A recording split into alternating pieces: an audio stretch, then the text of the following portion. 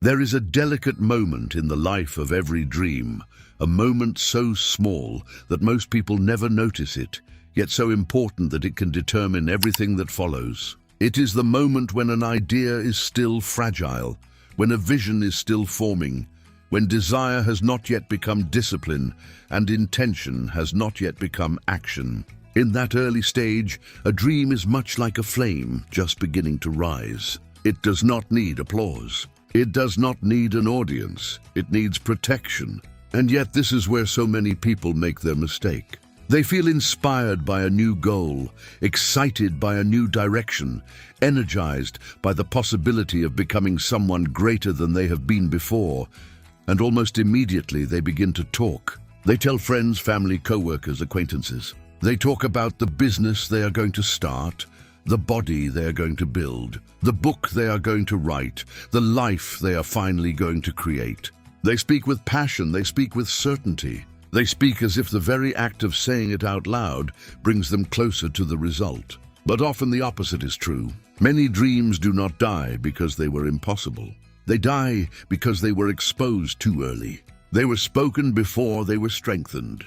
They were announced before they were built. They were placed in the open air before they had developed roots deep enough to survive the weather. That is why silence is so powerful. Silence is not emptiness. Silence is not fear. Silence is not weakness. Silence is space. Silence is focus. Silence is protection. It is the unseen room where a person gathers their strength, sharpens their intention, and begins the quiet work that eventually changes everything. The world often celebrates what is visible, but the most important transformations in life rarely begin where people can see them. They begin in private. They begin in discipline. They begin in silence. Think about how often people confuse expression with execution. A person says they are going to change, and because they have declared it with confidence, they feel for a moment as if change has already begun. They receive approval. Someone says, "That is amazing." Someone else says, "I am proud of you."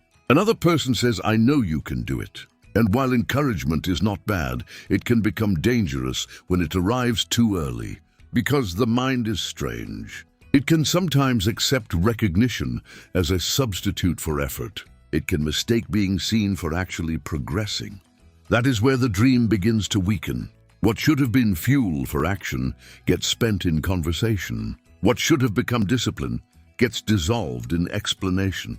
Instead of quietly building the habit, the person starts managing reactions. Instead of protecting their momentum, they start performing their intention. And little by little, something once alive with possibility starts losing its power. It is a hard truth, but it is a necessary one. Not everything in your heart should be spoken in its earliest form.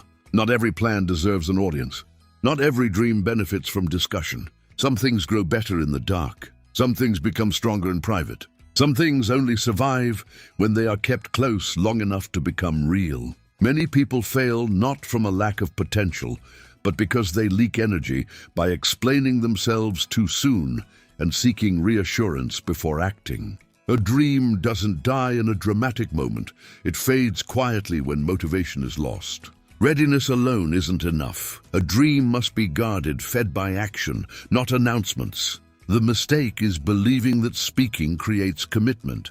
Often, it just creates a dangerous comfort, allowing you to enjoy the idea of success without the effort.